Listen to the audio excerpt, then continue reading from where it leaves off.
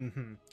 Yeah, I mean, he can make use of overgrowth, he can make use of lasso, but as you said, it's the casual play that's kind of missing right now. So, looking at Yamsen's hero, maybe that's something with more of just a casual stun. Maybe they go for someone that can just kind of roam around a little bit, find kills. Someone who's maybe a little bit more interested in the early fighting, which, on the one hand, ET, that kind of messes with your scaling a little bit if you go for a carry that wants to fight a little earlier. But between whatever that carry would be, a Bat Rider and a Broodmother, you could just kind of up the tempo here and maybe just kind of overwhelm Infinity early. Yeah, they could certainly go for that. They also need a little bit of an answer here for the Broodmother directly. I think even though he is dad and he is cool, I feel like perhaps the Dawnbreaker is the easy pickup for you. Just Mm. simply respond to every lasso with a Soul Guardian, have a hero that's capable of laning and even killing the Broodmother in lane. I think Dawnbreaker CM is just a great duo to play against. Maybe a little bit harder to execute with Skywrath Mage throwing silences here or there, but would still just be a robust hero that you can end up laning. It's where I hope Infinity don't pick some weak hero that's going to sit behind the tower and waits time. And okay, well, at least Kinda. he's good at it. At least he's good at his job. It's not an initiator, and sure, a lot of those responsibilities are now going to be onto Pango and what he's going to get done. But this is also one of those heroes that is just the best in the game at drawing versus Batrider, and it just makes sense. Yeah, and as you said, maybe you didn't want to see a hero who would have to sort of sit back like that, but if that's the direction you are going to go in, you may as well pick the best person at doing it. But, oh man, Infinity, it's a little bit iffy. If you're the one getting initiated on, there's not a lot of durability here. There's really no front line, especially if the Pango is going to be the core, going to be looking for that Rolling Thunder, because if you get it off, great. You're off to the races, you're doing your own thing, but if he's rolling, then who is stopping Broodmother and Batrider from just eating the rest of the lineup alive? Yeah, and it also poses the question, is it really just going to be Monkey King at the end of the day here for Dodd? And it kind of starts to feel Mm. like the further we get along here in the draft, even though I am really intrigued here at the Beastmaster ban. Of course, you look at Infinity and you do say to yourselves, well, they're kind of bad at pushing towers, like really bad. Like they do not have a really great hero at getting many things done here until Monkey King looks at an item like Deso. But even then, something feels a little bit weird, and Beastmaster would make their lineup just feel and look a little bit better. But that's the problem for Infinity. What is going to be the answer here for their heroes? It's where you'd almost want them to pick up something like Troll just because he gets buildings, he gets Roche, he covers all your bases, or even TA Mm. at that point. But it is a severely weak hero versus Broodmother, Batrider, all the kiting potential on nouns. So we're kind of running out of choices right now. The Enigma ban, though, that's completely out of the wheelhouse. Nobody has valued that hero. We saw one in the group stage, and it looked pretty darn bad, but nouns still find that value in the hero, despite where it's kind of sitting in the meta right now.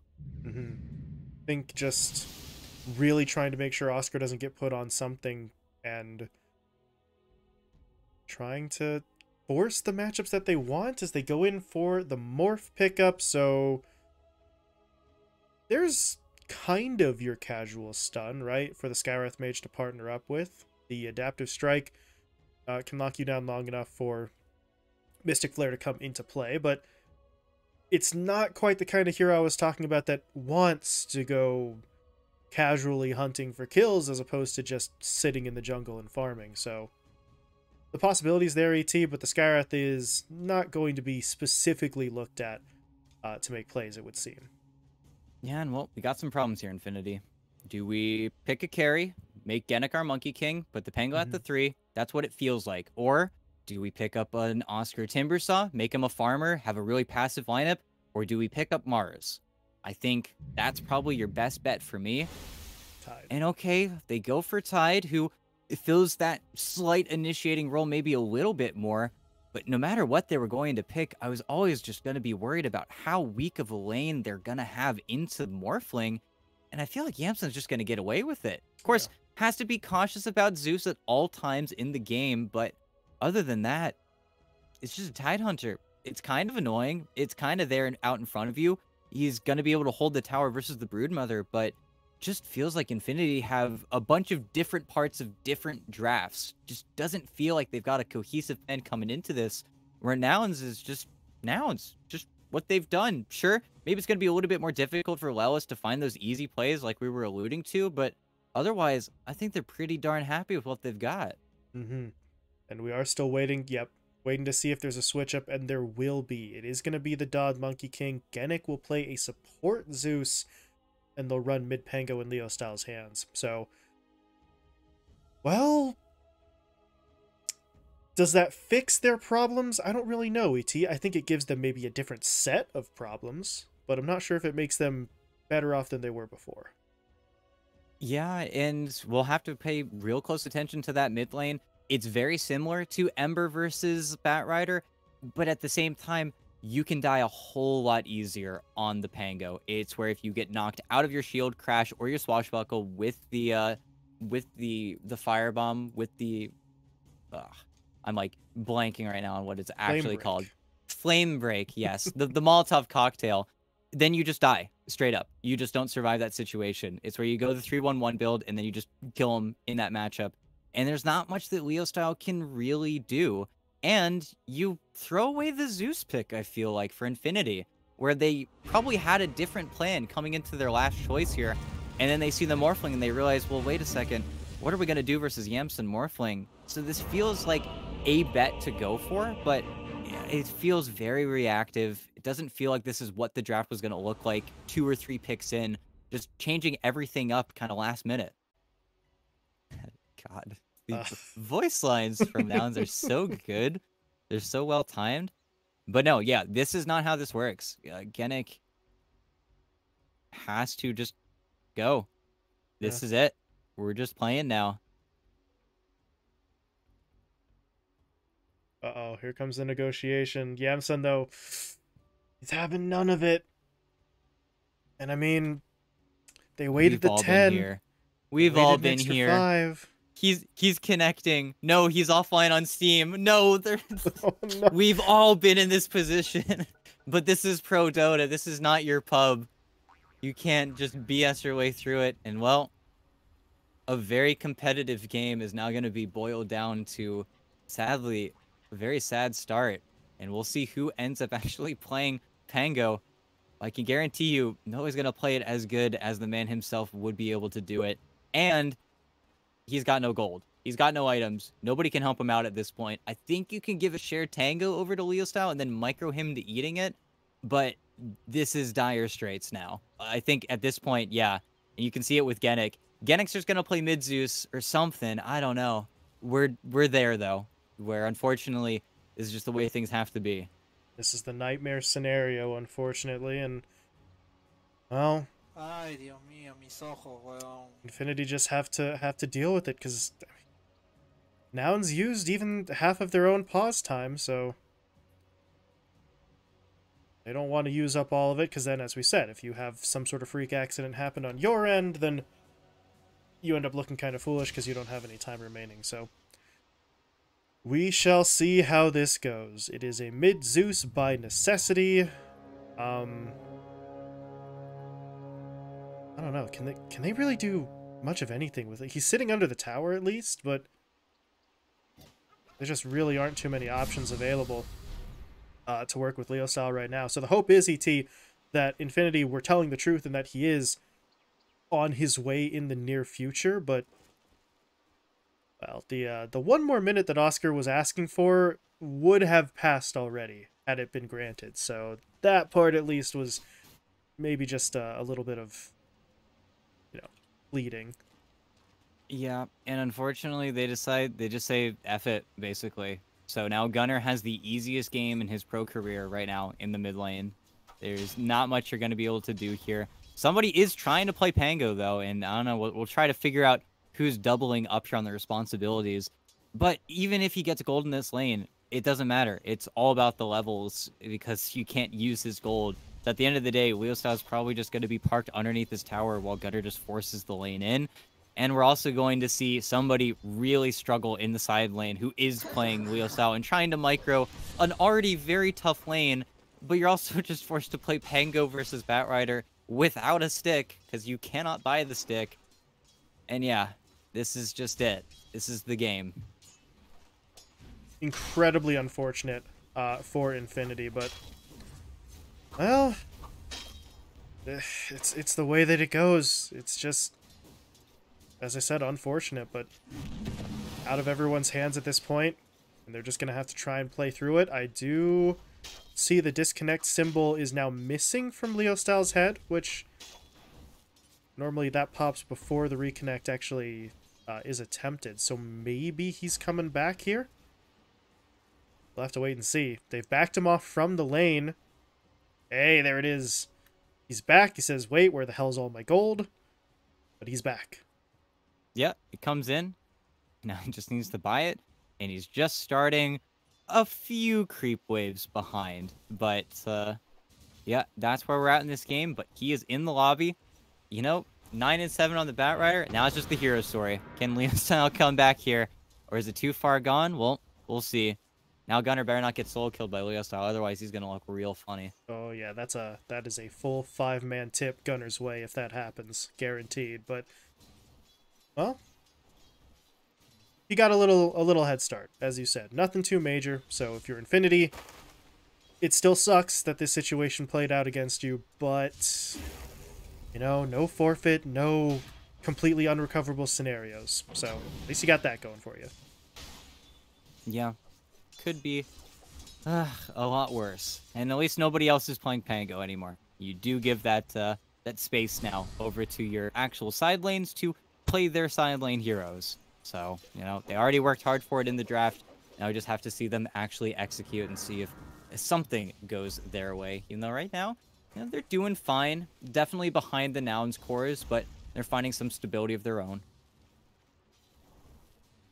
Yeah, doing as best as you could expect at the moment, but well, we'll see if we get any sort of further aggression just like that. God jumps in, Prada's able to start it off with the slow and the root, and Lelis, well, at the end of the day, you're Skywrath Mage. Still not very tanky, and didn't quite show the respect to the mobility of the Monkey King. I think he thought he could just sort of walk it out in a 1v1 against Prada, and maybe he could have, but it wasn't actually a 1v1. Yeah. Also dies with the 10 stick, so maybe just got caught off guard in a stun where he couldn't actually pop it, but there's a lot more HP that Lelis could have gave into that fight. Is a lot of damage traded out and a lot of mana that now Infinity are going to have to work to get back, but, well, it happened. Yeah. Playing Batrider versus Pango with a little bit of a head start, you know, doesn't help anybody. Gennett tries to TP mid, but he's not even really in a position to help out either, and yeah. This still is the game. 23 and 11 to 13 and 1. Mode recovery. Well, Gunner finds the kill, finds a water rune. Gennett is able to claim the other one at least, so no double bottle refill for the Batrider, but a definitive advantage and a kill that he found their ET without the Firefly. That was just napalm, right clicks, and the flame break damage, so solid move from Gunner. He's closing in on level 6, so could see him get even more aggressive both in his lane and potentially elsewhere if he is looking for the early rotations. But, well, where would he really go? Top lane against a Tidehunter is maybe not the best in terms of looking for an early kill, and bottom lane, a move could use the help because he's getting a little bit bullied here.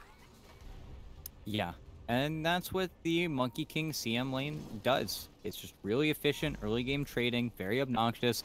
Even though Mu has the mischance and the insatiable hunger, which certainly can be annoying, Prada just disengages, you walk away, you don't get that value, Broodmother ends up hitting the creeps instead of your Monkey King, and then you're pretty darn happy. This is the lane that Infinity were always drafting for, though, when it comes to their lineup. They were, you know, able to maybe employ some tricks along the draft, but at the end of the day, this is just their nice matchup that will always pretty much work versus the Broodmother. Doing pretty well for themselves for the moment, but we are seeing a little bit of a rotation coming in. 6-minute rune spawning. Husky and Gennett are just trading a little bit of damage, waiting to see if it spawns. It is going to spawn to the south. Gunnar gets a DD rune, and, well, we'll see if he looks to make a play with that. In the meantime, Leo Style is sort of rotating out of the lane a little bit, grabbing some runes, trying to heal himself up, getting the bottle refills, and just hoping to maybe not catch up, but at least sort of try and keep pace. Yeah. Pretty much doing all you can. Getting closer to the level 6, and hey, he's ganking. He's looking for something. Dodd's got one more stack of the Jingu, and Moo is going to be caught none the wiser. Does not expect that many heroes, but Dodd missed the actual Boundless. But here we go. Does Moo just walk this one out? Yeah, and now Boundless comes back off cooldown. I think they might get him now. Okay. That initial tree dance, unfortunately, was off the mark, but ends up not mattering. They get in with another root, Boundless hits, and eventually they clean it up, and that's all that matters. It wasn't clean, but they needed the kill, they needed the gold, and they get it. And no revenge either. Oscar, who has been left alone, is just playing Tidehunter. Is certainly falling behind Yamsun as the matchup kind of goes. There's a lot of magic damage harass that Yamsun can just put out onto you, but he's doing pretty all right for himself, and he's also not a hero that can get morphed into. This, however, is unfortunate. So long kill, it's kind of annoying. It's a lot of tower shots that you're going to have to tank, but this is pretty free, but Yamsun, 1 second on the waveform. Does he hit? No, he doesn't. Too many cut trees, and now Gunnar gonna have to lay out a little more for this kill than he probably would like. Should still get it, though. Okay. Long chase, but they get the kill. Gunnar TP's away. TP's back to the fountain, though, so now he's got to walk back to the lane itself. And, well, he did get these boots of travel up. He got them after his TP, so still has to work through the long cooldown one last time. He does have his boots of travel very early in this game. He's got pretty great net worth, as we already know why, but also has a lot of stacks to fall back on if he needs to. I think he's currently spent all of his, or no, he's actually still saving a skill point. He would love to make a play onto the Monkey King right now with the Flaming Lasso, but if it doesn't happen, he can just go to farming with the Firefly, but that's why he's sitting bottom. Very nicely has given the mid lane over to Lelis as well, so being very efficient with their time. But if they see Scarth Mage taking over mid, then they know the Batrider's up to something, and Gunnar himself says, yeah, this is a little bit too much. With the ward, though, he's looking to get on the Prada, and Prada, yep, eats it, but, you know, you will eat those if you're Prada. Not the worst kill to give up there, and yeah, it does put that lasso on cooldown, so Prada will make the sacrifice. Meanwhile, Lelis has been stacking these camps quite nicely, so well, maybe the Prada kill wasn't the most valuable one in the world, but Gunnar is able to now fall back and get a hell of a lot out of these camps. Yeah, and then sadly, first roll of the game ends up with Leo Style trying to make a play onto Husky, but he's just a little bit too quick and a little too close to the trees, so it's very difficult to actually take him out. And Moo hits level 6, being level 7 right now, just looking to be that obnoxious broodmother. And you're at the point now where Dodd has to be incredibly cautious. Otherwise, your tree gets cut, you get run down, and then you die. Even though it is strange to see that Moo doesn't have a Quelling Blade, which would give him that kill potential onto the Monkey King much easier, but we'll see. Maybe that's a later on purchase, but is a little empty from his inventory. And meanwhile, over in mid, Lelis is getting hit up a bit. Trio of heroes trying to track him down, but Dennick's going to miss with the bolt. Leo Style, however, will not miss with the swashbuckle. So they get the kill onto Lelis. They're able to grab the illusion rune in the aftermath, but Dodd gets a little bit hit up there in the bottom lane. They recognize that the supports had rotated, but you don't really have any lockdown still. So your Monkey King walks away, ET, and oh, he's making progress towards this Battle Fury sort of play, and that will certainly keep his farming rate somewhat equal to the likes of the Morphling on the other side, but it's going to be a slower build-up for the Monkey King no matter what. Yeah, and it is very nice. Of course, it's Battle Fury. It's a great farming tool, but he is just rushing it.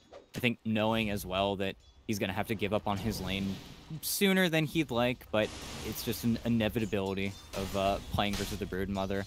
But that's also where he doesn't need to be the exact Brood answer. It's where both Oscar and Leo style can take over the Brood lane whenever things get too difficult, and he gets to play much more in the Ancients than, let's say, Oscar gets to in a normal Tide game, because Dodd is just going to be able to farm him, even though they are looking at Yamps on top, and they're trying, but, oh, just barely got him. Still got the Morph up, though. Wasn't the perfect chain stun, but was enough, and very nice play. They did have to throw out the Thunder God's Wrath there, but they're able to make the play happen. Gunnar and Lelis, though, they want some sort of return play here, and Oscar's right there, but he's not an easy hero to bring down. They're just going to go for it anyway. They've got the slow, got the damage. Dodd is going to try to help out with the Wukongs, and that is enough to actually push Gunnar away. So Infinity get a big kill. They don't lose anything in the process, and then everyone walks out. Oh, very nice. Very well played. Just wasting a lot of time. And not really getting punished. It's why they were looking for the Monkey King there, but whenever the smoke pops, they kind of just have to try for it. It's also where I am intrigued to see Gunnar not decide to go for the actual just Octarine or BKB rush. He's going for the Witchblade build, which has its own benefits. Big one is just giving you more early game damage, especially if you can close the gap onto the Monkey King. But it also means that versus Oscar, the game doesn't change. He just purges it off with Kraken Shell. He is still just a hero that is too difficult for you to kill for the majority of the game. Things are beginning to slow down a little bit here as we get ourselves out of the laning stage, but if you're Infinity, well, I think that suits you just fine, right? Talked about the Battle Fury already for Dodd needing to be built up. Leo style, Leo style.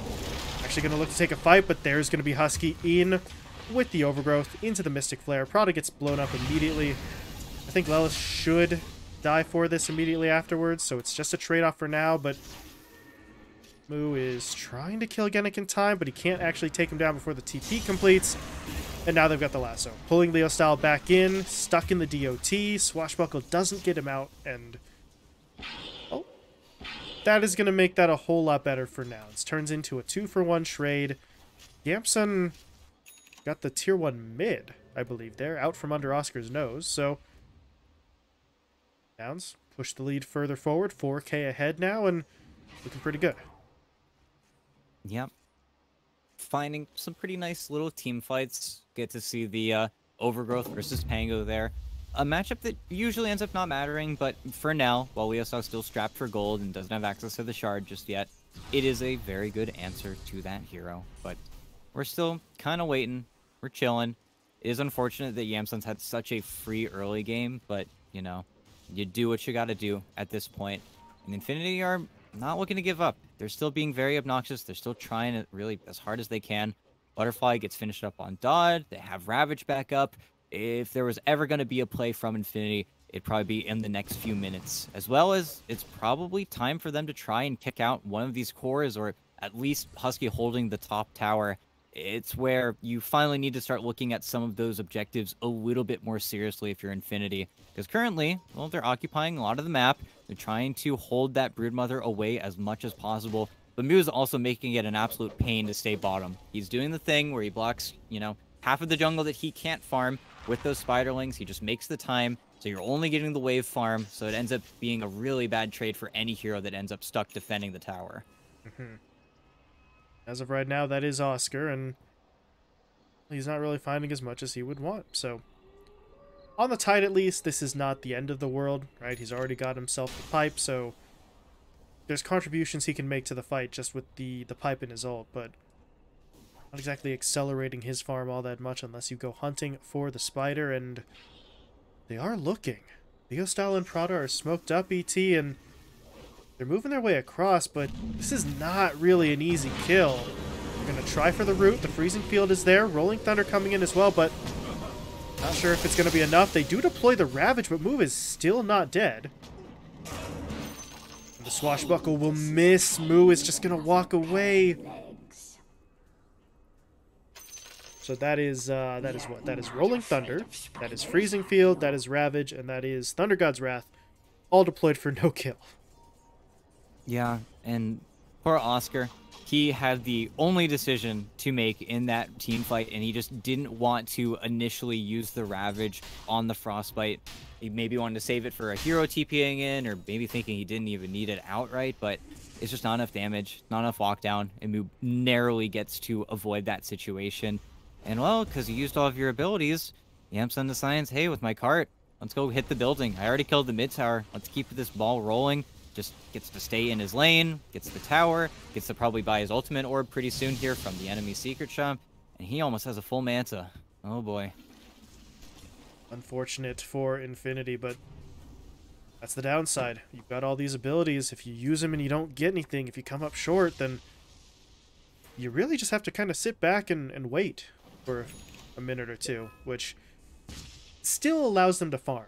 Right? They didn't get that kill on Mu. That is unfortunate, but it's not like they're locked out of all their camps. Leo Style just picked up a Diffusal Blade for himself. So the progression is there, ET. It's just would have been a lot easier to progress if the Broodmother could have been kept from controlling your jungle for 30 seconds. Yeah, it is very obnoxious. All that nouns are really waiting for now are maybe a few more key items for Gunnar to initiate on some of these team fights, but also just BKB, on the anybody really anybody, any core on nouns can get it, and it'll just feel good this game. But they've got the full pipe finished on Mu. Looking for a blink dagger on Gunnar. Yamsun is still just feverishly farming. He's got Manta style now, so he can farm the entire jungle while safely claiming the wave too. And then once he gets a damage item, nouns will just go into the pit. We'll just kill Roche, and then Infinity are still the ones that have to react to pretty much everything. The only thing really going for him right now is that Oscar is still incredibly farmed. He's looking for a blink dagger, and once he has it, then they're the team that can get a little bit more aggressive and just go for that simple smoke blink ravage play. But until then, they're just kind of getting the losing end of a lot of these trades on the map. Super low kill score game as well. It's only 5-5, nearly 20 minutes in, but that's mainly because nouns want it to go slow. They want to get all these luxury items. They want to play for the later timings, because in all honesty, their draft just plays better later on into this game. They are perfectly okay with the current pace. Blink Dagger, though, was finished off on Gunnar, so that's now actually coming out to him. And, well, we'll see if he tries to make plays with that. He's got a regen rune bottled up as well, so could try and make a go. Get in, pick somebody, regen yourself up immediately afterwards, but who would that target really be? Genic is a little far forward. Yamsun's going to try to punish him, but they need more. They do get the knockback from the Flame Break, though, and that should be enough. Genic will be taken down, but look at the TPs coming in. They're going to deploy the Ravage onto the Morphling. He popped his Manta a little bit early to try and get out of the Frostbite, but that should still keep him safe. He's morphing to Strength as well, but a second Frostbite's going to come in, and at this point the Morphling actually needs help, but there's the lasso. Going to pull him out of the ring, so the Wukong's comes to an end. Dodd gets taken down. Yamsun will still fall, but at this point, nouns have control of the field, and they're going to push their way in. Leo Styles in some trouble. Swashbuckles through all the Spiderlings, but that still leaves him in the middle of the fight. As Lelis will take him down, and Oscar doesn't really get to go anywhere. Kraken Shell does remove some of those silences, but he's still kind of stuck for a little bit, or maybe he's not. They really did throw everything that they had at him, so there were no secondary controls. But at this point, ET, not getting Oscar really is not a big deal. They got two other cores, and yes, you lose Yamsun, but the trade is going to be worthwhile. Yeah, and you see how much of a wash that team fight actually is once Husky arrives. The tree diff just comes over, just takes you out. You can't really do anything once he's actually in the team fight. You heal so much, it just becomes impossible. And never in that engagement was Gunnar the hero turned on, even though Infinity want to punish the Batrider. This is a Batrider without BKB first item. He's fragile. He's easy to kill, but he was also just never the target of any of that damage. And now that you used every single spell, very confidently nouns can just push into the pit. And yeah, this feels pretty darn free. Infinity have no idea this is even going on. Dire scan out. Now let's make sure nobody's up on the high ground. They've got great vision as well, seeing heroes come through the lane. And that's going to be Aegis for Yamsun. Do kill Husky with the rest of their lineup, but now they got to get out, and it looks like they will make a way, or try to make a way. Maybe Prada doesn't make it out, but they still got their Aegis. Nouns get the Aegis. Wait a minute. Okay. They get the Aegis, but the courier dies, which had stolen that shard. So, or I'm completely. That was a bot shard on the courier that dies. I'm losing my mind, but either way, no Aghanim shard there for Genic, and well, nouns have an opportunity to push their way forward. Tier 2 tower is completely undefended, so they're not going to commit heroes for it just yet, but the glyph has been used, so now realistically there is very little reason not to just get back in and try and push it out, and Moo is going to send the Spiderlings forward. Yeah, and during all that, it's 14 to 24 now in the Super Bowl. No, we're maybe not in the middle of the game, but yeah, no. Now it's continued to just maintain control. Only reason we bring it up is because there's not too much going on right now. Some nifty plays from Dodd to get some of that split push going, but in the meantime, they're just making the most of what they can.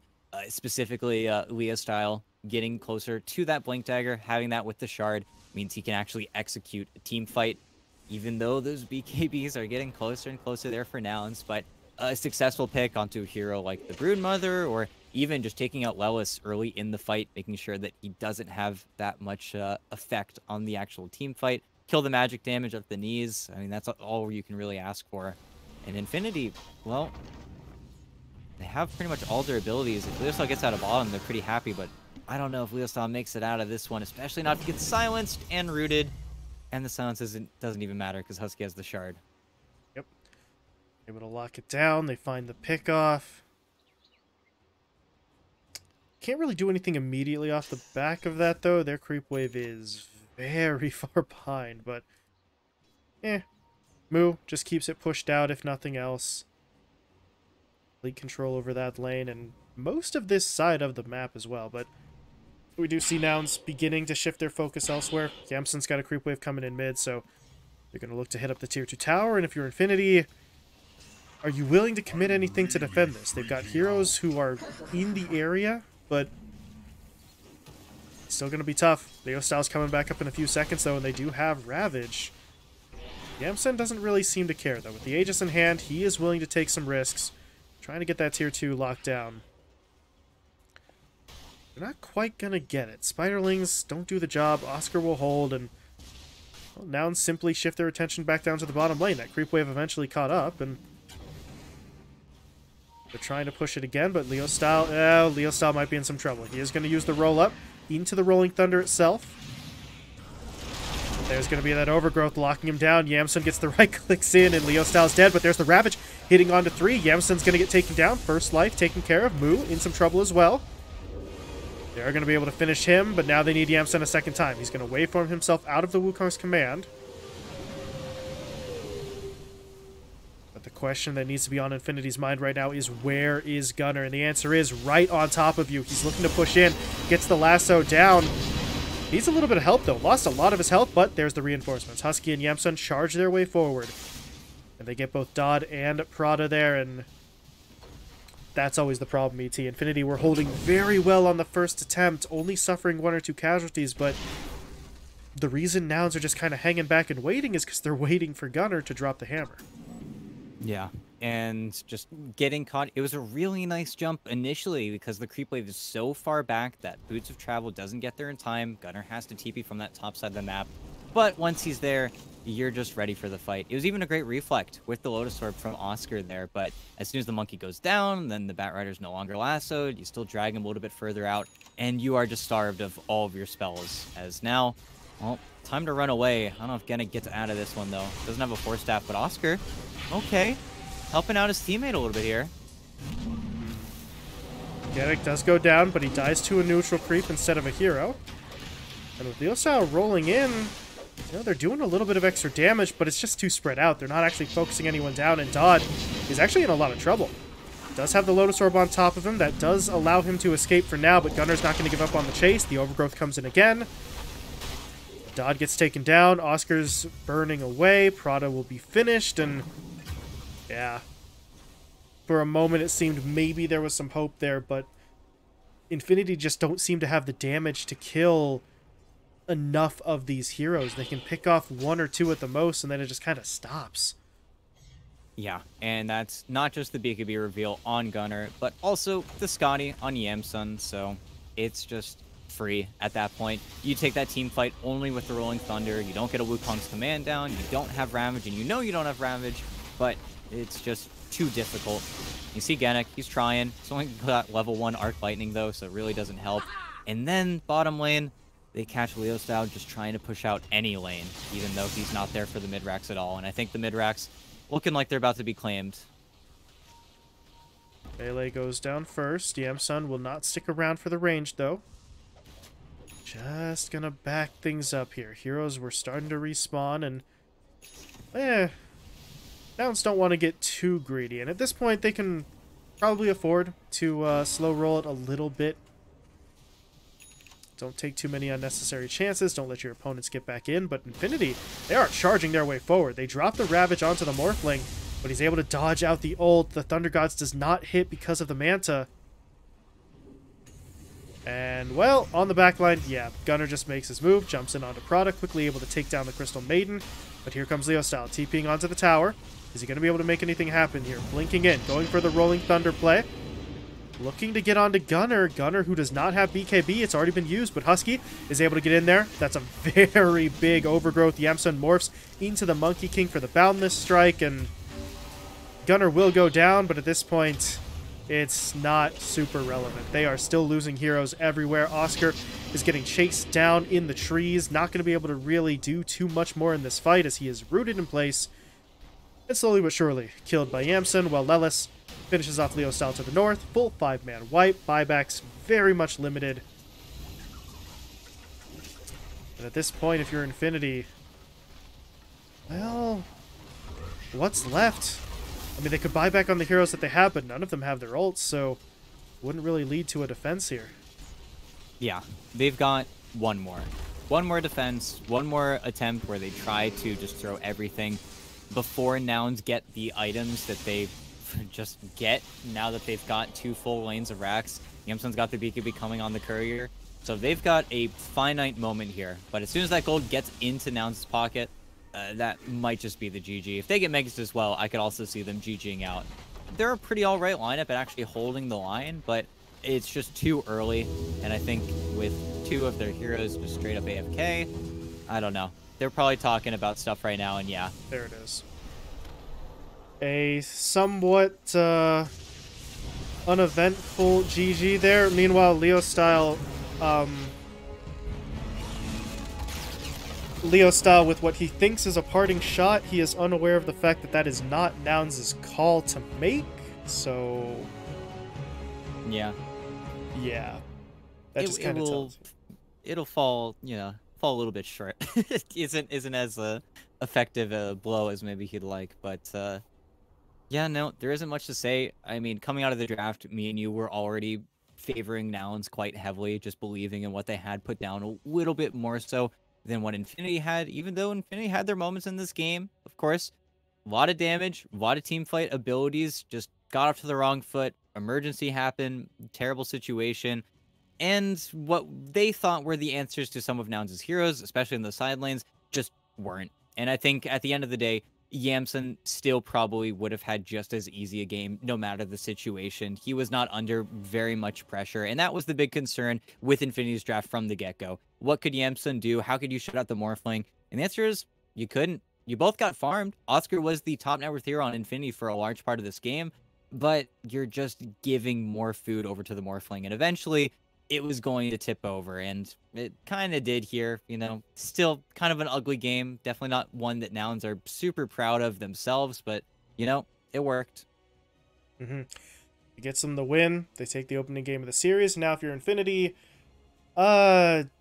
just time to regroup, right? There were some questions with their draft. They had the issue with the long disconnect and the emergency for Leo Style, so in that regards, write the first game off, try and move on, and see what you can put together for game 2, because dwelling on what happened in the first game isn't really going to do you any good.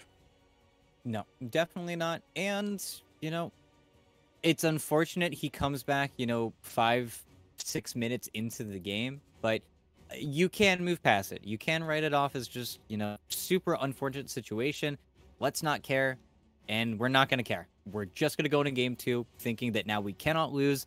And the best news for Infinity is that there is no aspect of elimination. Even if they do go down in, kind of a blaze of glory here, they're not eliminated from the tournament. So they can't say, yeah, we got kicked out because of unfortunate circumstances. No, that's not in this series. They're still going to be able to play even if they do get 2-0'd. Mm-hmm. Of course, they would love to not get 2-0. They love to put up a fight, push this to a full 3 games, but we'll have to wait and see what Game 2 has in store, what adjustments Infinity are able to make. So we're going to be stepping away for a bit, but we'll be back with the start of that Game 2 draft in just about 10 minutes here.